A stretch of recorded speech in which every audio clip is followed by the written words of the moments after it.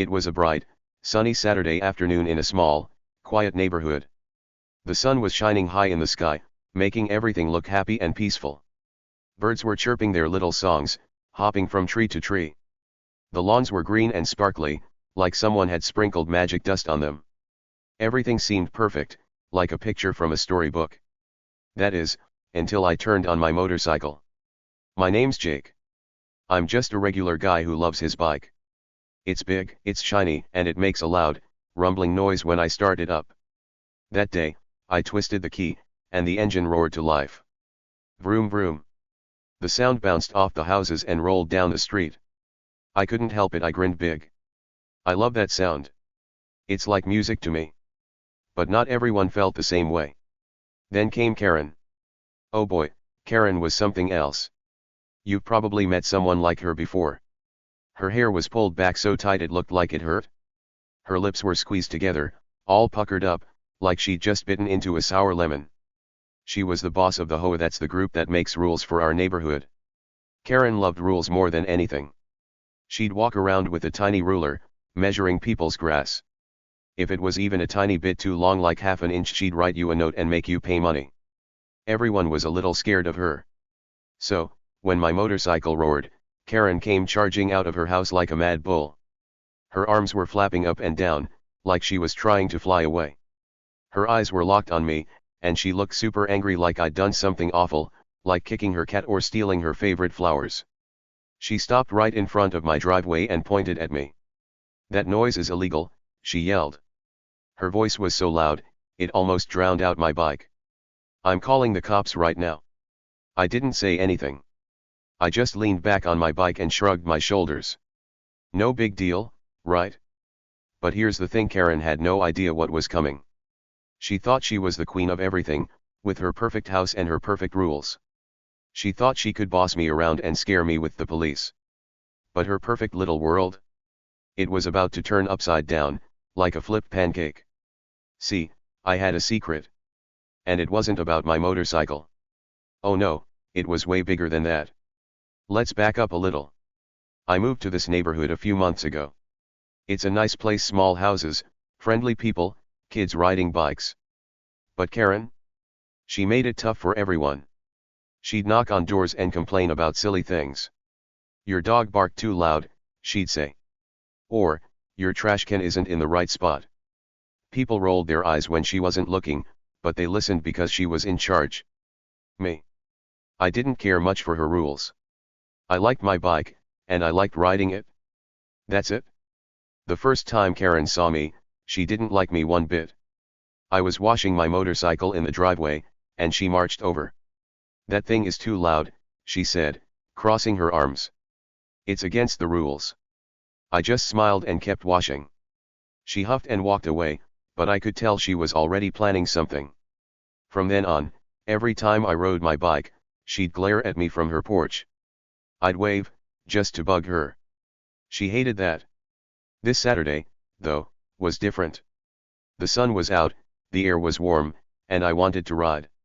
So I rolled my bike out of the garage, hopped on, and started it up. Vroom. The noise was loud and deep, like a lion waking up. I revved it a couple times, just for fun. That's when Karen lost it. She didn't just glare this time, she exploded out of her house like a volcano. Her slippers slapped the ground as she ran toward me. You're done for, she shouted. The police are coming, and they'll take that stupid bike away. I watched her, calm as could be. She thought she had all the power. She thought she could snap her fingers and make me disappear. But here's the fun part, she didn't know I wasn't just some guy with a loud bike. I'd been around for a while, watching things. Listening. I'd seen stuff she didn't want anyone to know about. Stuff that would make her wish she'd never messed with me. See, Karen acted like she was perfect. Her house was spotless. Her flowers were always neat. She'd smile at the neighbors like she was their best friend. But I'd noticed things. Late at night, when everyone else was asleep, cars would pull up to her house. Strange guys would drop off boxes and leave real quick. I'd hear her talking on the phone sometimes, whispering like she was scared. Keep it quiet, she'd say. No one can know. I didn't know what it all meant at first, but I was starting to figure it out. That day, as she stood there yelling about my bike, I stayed quiet. I didn't argue. I didn't laugh. I just let her talk. She thought she was winning. She thought the cops would roll up, slap handcuffs on me, and drag me away. But I knew something she didn't. Those cops she was calling? They weren't coming for me. Nope. They were already on their way for her. How did I know? Well, that's part of my secret. I wasn't just a guy who liked motorcycles. I had friends who knew things. Friends who worked with the police. I'd made a call that morning, before I even started my bike. I told them what I'd seen, what I'd heard. They said, "Jake, we've been watching her too. Today's the day." So when Karen dialed 911, I wasn't worried. I was ready. She kept screaming, her face getting redder and redder. "You're a troublemaker, Jake," she said. "You don't belong here." I just looked at her and thought, oh, Karen, you have no idea what's about to happen. Her perfect life was about to fall apart, and I was the one holding the popcorn, ready to watch. So, what do you think? Karen's acting all big and tough, but she's hiding something. What could it be? Maybe she's got a secret stash of candy she doesn't share. Or maybe it's something way worse. Drop your guess in the comments. I'd love to hear what you think. Stick around, because this story's just getting started, and the next part's gonna blow your mind. Karen didn't wait a single second. She was mad, really mad. She grabbed her phone from her pocket so fast it was like she'd been practicing for this moment. She punched in 911 and held the phone to her ear, her eyes glaring at me like lasers. Then she started yelling into it, loud enough for the whole street to hear. "Help! There's a hooligan on a motorcycle ruining our peace. Send someone now." Her voice was sharp and angry, like a teacher scolding a kid who broke the rules. I was still sitting on my bike, just watching her. To mess with her a little, I twisted the handle and revved the engine. Vroom vroom. The noise roared through the air, deep and loud. Karen's face turned bright red, redder than a stop sign on a sunny day. She looked like she might explode right there in my driveway. I grinned a tiny bit, but I didn't say anything. I knew she hated that sound more than anything, and I wasn't about to make it easy for her. All around us, the neighbors started peeking out. I could see curtains moving in the windows, little faces popping up to watch. Some of them whispered to each other, their voices too quiet for me to hear. They weren't coming outside, no way. They all knew Karen too well. She ruled this neighborhood like a queen with an iron fist. If she said jump, they'd ask how high. If she said quiet, they'd tiptoe around. No one wanted to get on her bad side, because her bad side was bad. Karen wasn't done yet. She put her phone down after barking at the 911 lady and marched over to me. Her slippers slapped the ground with every step, and her arms swung like she was ready to fight. She stopped right in front of my bike and stuck her finger in my face, wagging it like I was a naughty puppy. "You're done, Jake," she snapped. "I've got rules on my side. You're just a noisy nobody who doesn't belong here." Her words hit me like a slap. They stung a little, I won't lie. Being called a nobody isn't fun, especially when you're just trying to enjoy your day. But I didn't let it show. I kept my face calm and cool, like I didn't care at all. I leaned back on my bike and crossed my arms, just watching her rant. Inside, though, I was smiling. Because Karen didn't know the truth. She didn't know I wasn't just some random guy with a loud motorcycle. I had something up my sleeve, and it was bigger than she could ever guess.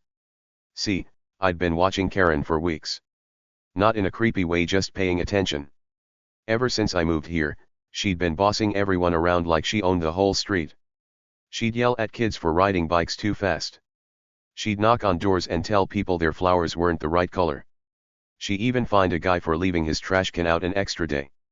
Everyone groaned about her behind her back, but no one dared to say it to her face. But while she was busy being the boss, I started noticing things. Little cracks in her perfect act. Like how she'd get twitchy when certain cars drove by. Or how she'd sneak out to her backyard late at night, looking over her shoulder like she was scared someone might see. I'd seen her take boxes from strange guys, boxes she hid quick, like they were full of secrets. I didn't know what it all meant yet, but I knew one thing: Karen wasn't as perfect as she pretended to be. That day, as she stood there yelling at me, she thought she had me trapped. She thought I was just a noisy kid she could scare away with her rules and her phone call. "The cops are coming," she said again, her voice high and smug. "They'll shut you up and take that stupid bike away." She crossed her arms and smirked, like she'd already won. In her mind, I was done for. She was the queen, and I was just a bug she could squish. But here's the thing, I wasn't the one in trouble. Not even close. I stayed quiet, letting her talk. I didn't argue or fight back. I just let her think she was in charge. Because every word she said, every mean look she gave me, was digging her own hole deeper. She didn't know it yet, but I wasn't scared of her or her cops. I'd been ready for this. The air felt heavy, like something big was about to happen. The neighbors kept watching, their whispers getting a little louder. They could tell this wasn't just about a noisy bike anymore. Karen's face was still red, her finger still pointing, but I could see a tiny flicker in her eyes. Maybe she was starting to wonder why I wasn't freaking out. Why I wasn't begging her to stop. Most people would have backed down by now, scared of her power. But me?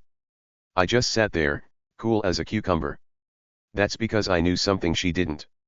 I'd been keeping my eyes open for weeks, picking up clues. Like the time I saw her shove a big box under her porch when she thought no one was looking. Or the night I heard her on the phone, hissing at someone, "Don't let them find out." She thought she was so sneaky, so smart. But I was smarter. I'd figured out she was hiding something big, something that could get her in real trouble. Karen kept going, though. "You think you're tough with that bike," she said. "You're nothing. I run this place, and I say what goes." Her voice was loud, but it was starting to shake a tiny bit. Maybe she didn't even notice it, but I did. She was so busy trying to scare me that she didn't see the storm coming her way. I revved the engine again just once, real quick. Vroom. She jumped back, her eyes wide, and for a second, she looked like she might scream. "Stop that," she shouted. "You're making it worse for yourself." I didn't stop smiling. Worse for me? Nah. Worse for her, maybe. The tension was building, like when you stretch a rubber band right before it snaps. Karen thought she had me cornered, like a cat playing with a mouse. She thought the cops would roll up any minute, ready to drag me away. She thought her rules and her phone call were all she needed to win. But I wasn't worried. I wasn't the mouse in this game, she was. And she had no idea the trap was already set. So there we were, Karen yelling, me sitting, neighbors watching. The sun was still shining, the birds were still chirping, but the quiet little neighborhood didn't feel so quiet anymore. Something was about to break, and it wasn't going to be me. Karen thought she was the big boss, the one who called the shots. But I had a secret, and it was about to change everything. She wasn't the one in control here, I was. And soon, she'd find out why. The next few minutes were wild, like a storm hitting out of nowhere. Karen was walking back and forth in her yard, her slippers slapping the grass. She had this big smirk on her face, like she'd already beaten me. She thought she was the winner, hands down. "The cops are coming, Jake," she said, her voice loud and mean. "You'll wish you never moved here." She sounded so sure, like she'd caught me in a trap I couldn't escape. I didn't say a word. I just leaned against my motorcycle, nice and quiet. My arms were crossed, and I watched her like she was putting on a show. She didn't know what I knew. She didn't know I'd been watching her for a while, weeks, even. I'd seen things she didn't want anyone to see. Late at night, when the neighborhood was dark and quiet, shady guys would pull up to her house. They'd hop out of their cars, carrying big boxes, and drop them off at her back door. Then they'd leave real fast, like they didn't want to get caught. That wasn't all. I'd heard stuff too. One night, I was outside working on my bike, and I heard her voice through her open window. She was yelling at someone on the phone, sounding all mad and sneaky. "Keep it quiet," she said, over and over. "No one can know about this." I didn't know who she was talking to or what she meant, not yet. But I knew it wasn't good. Karen was hiding something big, and I was starting to put the pieces together. She kept pacing in her yard, her smirk growing bigger. She thought she had me scared. She thought I was just some noisy guy who'd run away when the cops showed up. But I wasn't scared. Not one bit. I stayed calm, leaning on my bike like it was no big deal. Every time she looked at me, I just stared back, cool and steady. It was driving her nuts. She didn't get why I wasn't freaking out. Then, we heard it. Sirens. They started far away, a little wail in the distance, like a fire truck or an ambulance. But they got louder fast. Wee-oh-oh, wee-oh-oh. The sound bounced off the houses and filled the air. Karen stopped pacing and spun around to face the street. Her eyes got all big and shiny, like she'd just won a prize. Here they come, she crowed, clapping her hands together. She sounded like a rooster waking up the farm, loud and proud. I told you, Jake. The cops are here, and you're done. I didn't move. I didn't frown or yell or anything. Instead, I smiled, just a little one, right at the corner of my mouth. That made her freeze for a second. She squinted at me, like she was trying to figure out what was so funny. But she didn't get it. Those sirens. They weren't for me. Nope. They were for her. And she had no idea. See, I'd made a call of my own that morning. Not to 911 like Karen did, but to a friend. His name's Mike, and he's a good guy. Mike knows people, important people, like cops and detectives. I told him about Karen a few days ago. I said, Mike, something's up with her. She's getting weird boxes at night, and she's acting all sneaky.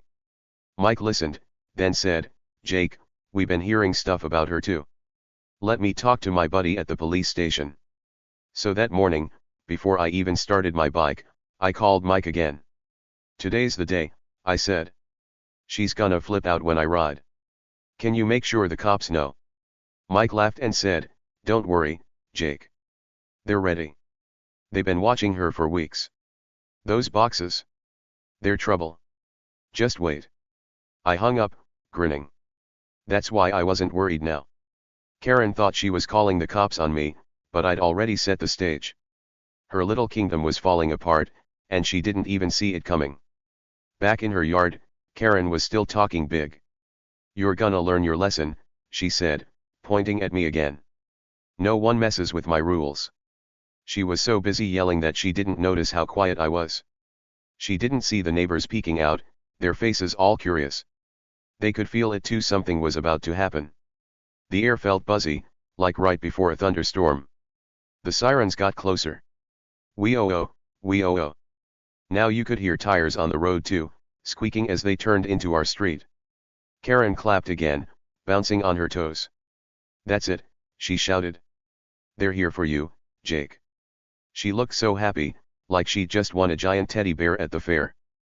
But I stayed still, my little smile growing just a bit. Here's what Karen didn't know, I wasn't just a guy with a motorcycle. I'd been paying attention. Those late-night deliveries. I'd seen them 3 times now. Always the same dark cars, quick stops, boxes handed over. One time, I even saw her peek out her door, looking left and right like a scared rabbit. She thought no one noticed, but I did. And that phone call I heard? It wasn't the only one. Another night, she'd whispered, if they find out, we're done. Who was they? I didn't know yet, but I had a guess: the cops. The sirens were super loud now, right around the corner. Karen was practically dancing, she was so excited.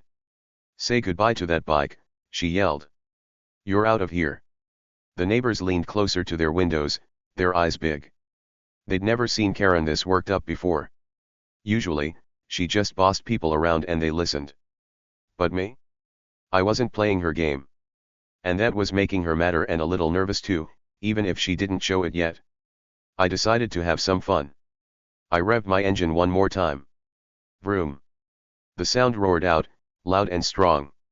Karen jumped like a cat hearing a loud noise. Stop that, she screeched. You're just making it worse. Worse for who? I thought. Not me. I leaned back again, my smile still there. She didn't get it. She thought those sirens meant trouble for me, but they were her trouble, not mine. The chaos was building. Karen was pacing faster now, muttering to herself.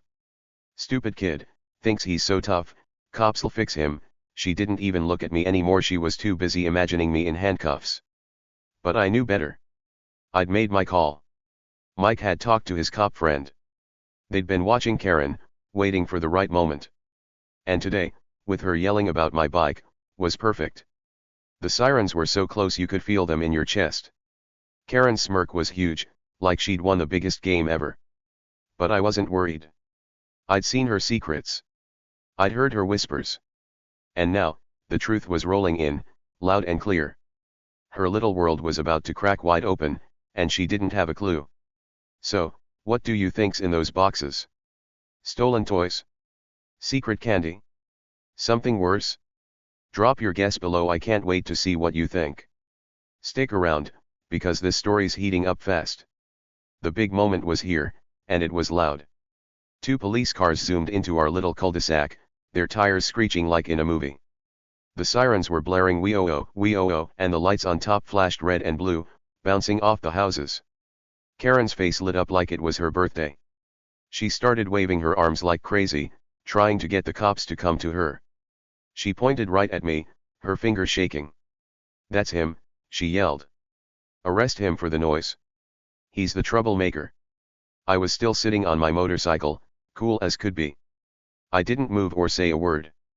Karen thought the cops were here for me. She thought she'd won, and I'd be in big trouble. But here's the funny part: the cops didn't even look at me. Not one glance. Instead, they walked straight past me, their boots thumping on the ground. They headed right for Karen's porch, their hands resting on their belts like they meant business. Karen didn't see it coming. She was still pointing at me, yelling, "Get him. He's the one." But then one of the cops, a big guy with a serious face, stopped right in front of her. He looked down at her and said, loud and clear, "Karen Mitchell." His voice was deep, like a teacher calling your name when you're in trouble. Karen's smirk disappeared fast. Her mouth opened a little, and her eyes got wide. "Why yes," she said, but her voice was shaky now, not loud and bossy like before. She didn't sound like the HOA queen anymore, she sounded scared. The cop didn't smile. He pulled out a clipboard from under his arm and held it up. "We've got a warrant," he said. "Neighbors reported suspicious activity, late night visitors, strange packages. Care to explain?" Karen's jaw dropped so low it almost hit the ground. She stood there, frozen, like she couldn't believe what she was hearing. Her hands fell to her sides, and she blinked a bunch of times, like she was trying to wake up from a bad dream. The neighbors watching from their windows gasped, some even leaned out to hear better. Everyone was quiet, waiting to see what would happen next. Then Karen turned to me. Her eyes were wild, like a cat caught in the rain. She pointed at me again, but this time her hand was trembling. "You did this," she shouted. Her voice cracked, and she looked like she might cry or scream or both. She thought I'd called the cops on her, that I'd tattled like a kid on the playground. I just shrugged my shoulders, nice and slow. "Nah, Karen," I said, keeping my voice calm. "You did it to yourself." I leaned back on my bike and crossed my arms, watching her freak out. She didn't get it yet, but she was about to. See, I wasn't just a guy with a loud motorcycle. I had a secret, a big one. Turns out, I'd been working undercover, helping the cops build a case against her. Yep, me Jake, the biker, was part of something way bigger than she ever guessed. Let me tell you how it happened. For weeks, I'd been watching Karen. I saw those shady guys dropping off boxes at her back door late at night. I heard her whispering on the phone, telling someone to keep it quiet. At first, I didn't know what it all meant. Maybe she was just weird, I thought. But then I started talking to my friend Mike. He knows cops, and he said, "Jake, that sounds fishy. Let me check it out." Mike told the police what I'd seen, and they said, "We've been watching her too. She's up to no good." Those boxes? They weren't full of toys or old clothes. Nope. They were stuffed with stolen stuff, things Karen was selling online to make money. Jewelry, electronics, even fancy watches, all taken from stores or houses. She'd been running a secret business right under everyone's nose. The HOA queen, the lady who bossed us all around with her rules, was really a crook. And she thought no one would ever find out. The cop with the clipboard kept talking. "We've got proof," he said. "Neighbors saw the cars. We tracked the packages. You've been breaking the law, Karen. Her face went white, like all the color drained out of it. She shook her head fast. No, no, that's not true, she said. It's him. He's the problem. She pointed at me again, but the cops didn't care. They weren't here for my bike. They were here for her. The second cop stepped closer, pulling out a pair of shiny handcuffs. Turn around, he said. Karen's eyes got even bigger, like saucers. What?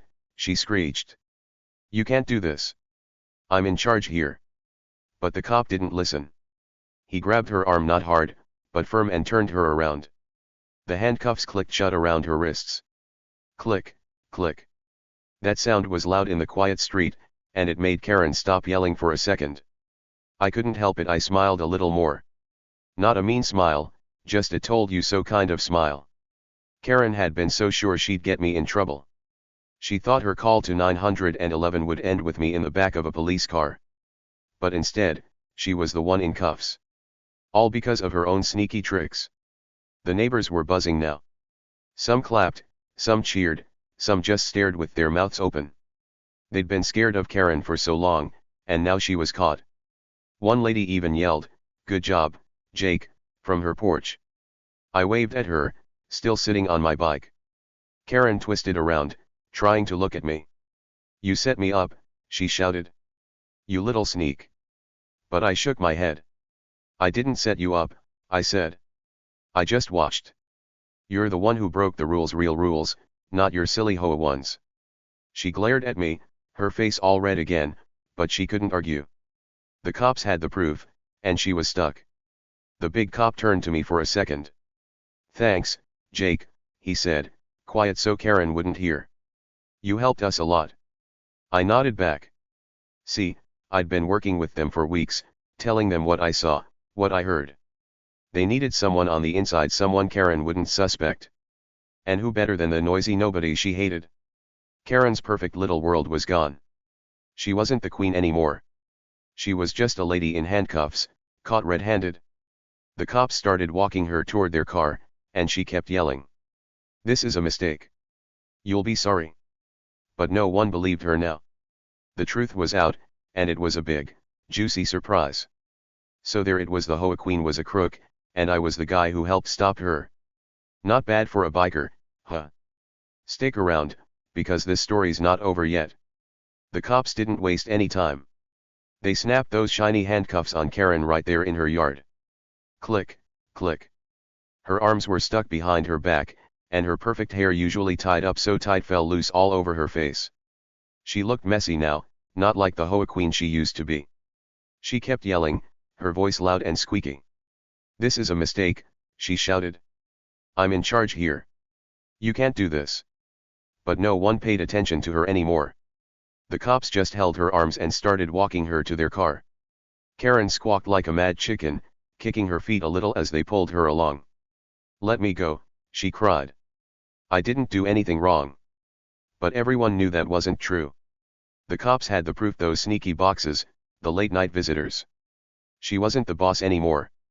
She was just a lady in trouble, and it was her own fault. The neighbors couldn't believe it.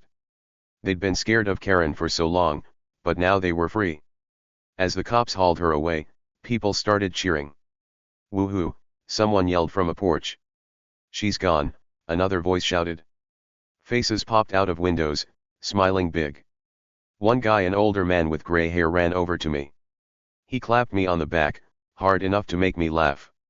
"Knew you were cool, Jake," he said. "Good job." I grinned at him. It felt nice to hear that. Karen was still yelling as the cops pushed her into the back of their car. "You'll be sorry," she screeched, her face red and sweaty. But the door slammed shut, and her voice got all muffled. The cops didn't even look at her, they just got in the front seats and started the engine. The sirens stayed off this time, but the lights flashed red and blue as they drove away. Karen was gone, and the street felt lighter, like a big storm had finally passed.